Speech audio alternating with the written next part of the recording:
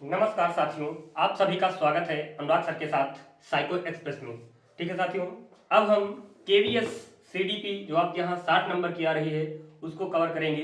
ठीक है, आपके केवीएस में पीआरटी में 60 नंबर की आ रही है, जबकि टीजीटी पीजीटी में आपका क्या 40 नंबर की सीडीपी पूछी जाएगी। ठीक है साथियों, तो हम प्रश्नों की श्रृंखला डेली 10 प्रश्न आपके लिए लेकर आएंगे। डेली 10 प्रश्न वीडियो में, और वो भी आपके जो पूर्व परीक्षाओं में प्रश्न आए हुए हैं, पहले हम उनको क्या करेंगे, समाहित करेंगे, उसके बाद फिर आने वाले नए प्रश्नों की बात करेंगे। ठीक है साथियों, तो हम पहले प्रश्न की बात करते हैं। तो पहला प्रश्न आपका क्या है? तो पहला प्रश्न ये है आपका कि समावेशी शिक्षा के सिद्धांत के संबंध में निम्न में से गलत कौन है?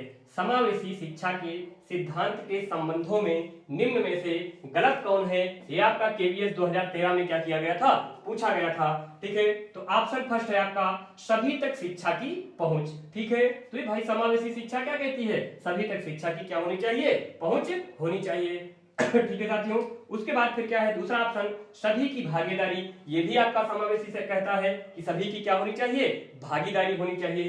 ठीक है साथियों, उसके बाद पूर्वाग्रहों को बढ़ावा। ठीक है, किसको? पूर्वाग्रहों को बढ़ावा। ठीक है, तो पूर्वाग्रहों को बढ़ावा की बात क्या है? ये आपका समावेशी शिक्षा नहीं कहती है। ठीक है, समावेशी शिक्षा पूर्वाग्रहों को बढ़ावा देने की बात नहीं कहती है और सशक्तिकरण की बात भी कहती है। तो इसमें कौन सा ऑप्शन सही होगा?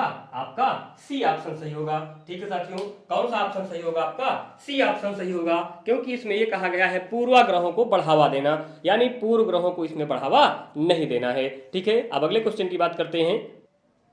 अब अगला क्वेश्चन है आपका क्या कि राष्ट्रीय पाठ्यचर्या रूपरेखा को सितंबर 2005 में द्वारा अनुमोदित किया गया था। यानी आपकी राष्ट्रीय पाठ्यचर्या एनसीएफ की बात की जा रही है, तो एनसीएफ को 2005 में किसके द्वारा अनुमोदित किया गया था? पहला ऑप्शन है आपका क्या केंद्रीय शिक्षा सलाहकार बोर्ड द्वारा, दूसरा है केंद्रीय उन्नत शिक्षा बोर्ड द्वारा, तीसरा है श्री राम मूर्ति समिति द्वारा, चौथा है इनमें से कोई नहीं। ठीक है साथियों, तो कौन सा आपका ऑप्शन सही होगा? तो आपका कौन सा होगा? केंद्रीय शिक्षा सलाहकार बोर्ड, यानी CABE, यानी केंद्रीय शिक्षा सलाहकार बोर्ड ने क्या किया था? सितंबर 2005 में राष्ट्रीय पाठ्यचर्या को क्या किया था? अनुमोदित किया था। किसने अनुमोदित किया था? आपका केंद्रीय शिक्षा सलाहकार बोर्ड ने। ठीक है साथियों, किसने अनुमोदित किया था? केंद्रीय शिक्षा सलाहकार बोर्ड।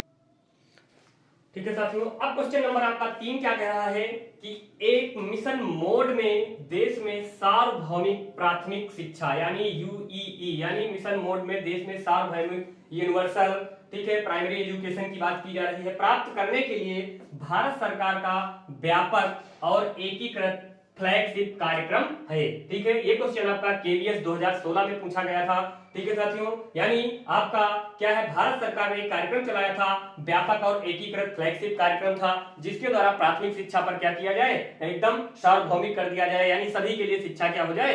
अनिवार्य हो जाए। ठीक है, तो उनमें ऑप्शन आपका क्या है? पहला ऑप्शन है आपका क्या नई तालीम, दूसरा ऑप्शन है आपका क्या सर्व शिक्षा अभियान, तीसरा आपका क्या है एनईपी 1986, और चौथा ऑप्शन है आपका क्या एकलव्य मॉडल। यानी किस मॉडल के द्वारा इन्होंने बात की थी कि सार्वभौमिक प्राथमिक शिक्षा की व्यवस्था लागू की जाए? ठीक है, तो साथियों वो आपका कौन सा कार्यक्रम था? सर्व शिक्षा अभियान। यानी ऐसे कार्यक्रम के द्वारा क्या किया गया था? पूरे देश में सार्वभौमिक प्राथमिक शिक्षा प्राप्त करने के लिए ये कार्यक्रम घोषित किया गया था, यानी सर्व शिक्षा अभियान। ठीक है साथियों, कौन सा ऑप्शन सही होगा आपका? ऑप्शन डी, यानी सर्व शिक्षा अभियान।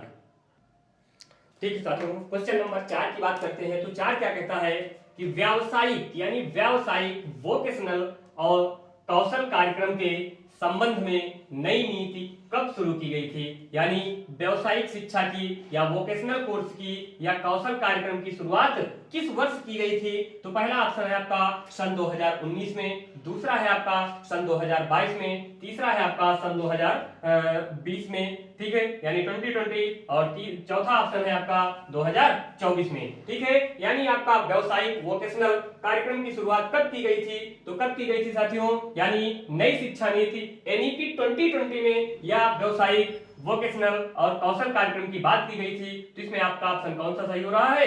तीसरा ऑप्शन सही हो रहा है कि नई शिक्षा नीति 2020 यानी एनईपी 2020 में ये कोर्सों की बात की गई थी। ठीक है साथियों, अब साथियों आपका क्वेश्चन नंबर 5 क्या कह रहा है कि निम्न में से कौन एनईपी 2020 से संबंधित है, यानी नई शिक्षा नीति आपकी जो 2020 है उसमें से संबंध किसका है। ठीक है, तो किसका संबंध है, कोठारी आयोग का संबंध है कि डॉक्टर के कस्तूरी रंगन का संबंध है कि यशपाल का संबंध है कि किसी का नहीं है। ठीक है साथियों, तो इनमें से कौन सा ऐसा व्यक्तित्व है जिसका एनईपी 2020 से क्या है, संबंध है। ठीक है साथियों, तो नई शिक्षा नीति का जो सुझाव दिया गया था वो किसके द्वारा, डॉक्टर के कस्तूरी रंगन के द्वारा दिया गया था। तो आपका ऑप्शन कौन सा सही हो रहा है, ऑप्शन बी सही हो रहा है, डॉक्टर के कस्तूरी रंगन के द्वारा क्या किया गया था, इसका सुझाव दिया गया था। ठीक है साथियों, क्वेश्चन नंबर 6 आपका क्या कह रहा है कि समावेशी भाषा क्या होती है, समावेशी भाषा क्या होती है।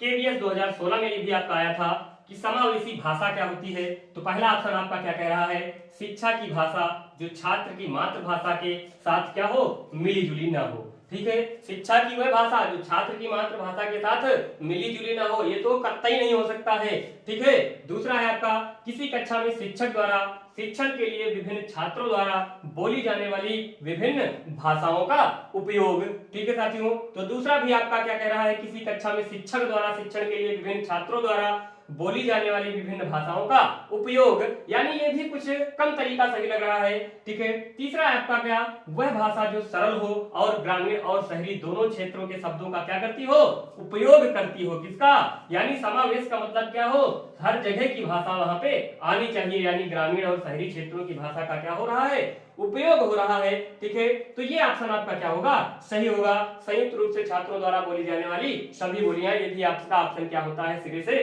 खारिज हो रहा है। यानी समावेशी शिक्षा में जिसकी बात कही गई है, तो बात किसकी कही गई है, आपका जो सी ऑप्शन है, ये बात कही गई है कि वह भाषा जो सरल हो और ग्रामीण और शहरी दोनों परिवेशों को क्या करती हो, जोड़ती हो, उस भाषा को हम क्या कहेंगे, समावेशी भाषा कहेंगे। उस भाषा को हम क्या कहेंगे साथियों, समावेशी भाषा कहेंगे। ठीक है साथियों,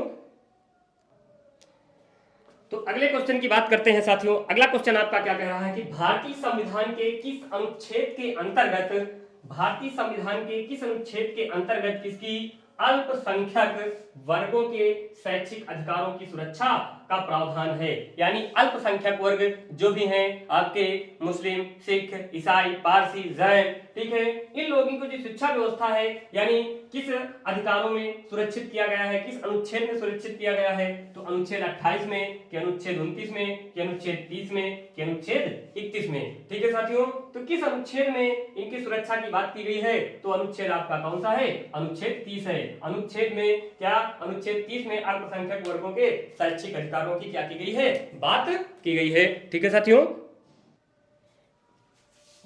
अब अगला क्वेश्चन आपका क्या कहता है साथियों कि सफल समावेशन में निम्न में से किसकी आवश्यकता नहीं है। यानी सफल समावेशन में निम्न में से किसकी आवश्यकता नहीं है। तो ऑप्शन आपका पहला है कि अध्यापक बच्चों के अधिगम निष्पत्तियों के दायित्व को क्या करे, स्वीकार करे। भाई ये सफल अधिवेशन में इसका क्या होगा, काम होगा। ठीक है, उसके बाद दूसरा ऑप्शन क्या है, एक स्पर्धात्मक अधिगम परिवेश जो व्यक्तिगत उपलब्धि पर फोकस करता हो। ठीक है, तीसरा है व्यक्तिगत विद्यार्थी प्रगति को मॉनिटर करने के लिए उपयुक्त तकनीक तथा प्रविधियां। ठीक है, और चौथा है इनमें से कोई नहीं। ठीक है साथियों, अब इसमें पहला तो आपका है कि निष्पत्तियों का दायित्व करना आपका क्या है, समावेशन में शामिल है। उसके बाद बालक का क्या है, व्यक्तिगत प्रगति भी करनी है, यानी बालक का व्यक्तिगत पोर्टफोलियो भी बनाना है, उसको मॉनिटर करना है, ये भी आपका क्या है, समावेशन में शामिल है। लेकिन समावेशन ने क्या किया है, स्पर्धात्मक परीक्षा या स्पर्धात्मक परिवेश की बात नहीं की है। उन्होंने कहा कि बालकों के बीच में किसी भी प्रकार का क्या होना चाहिए,